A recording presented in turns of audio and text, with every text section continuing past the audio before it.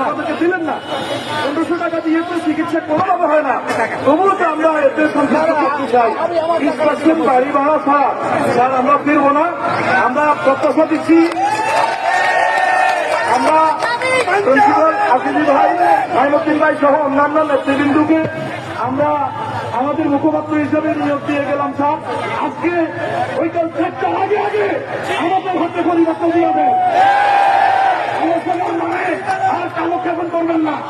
সম্মানিত সচিব সাহেবদেরকে বলছি, আপনারা আমাদের প্রিয় ছাত্র, আমরা আপনাদেরকে পাই না, আপনাদেরকে আজকে রাষ্ট্রের সর্বোচ্চ যন্ত্রে আমরা বসাইছি।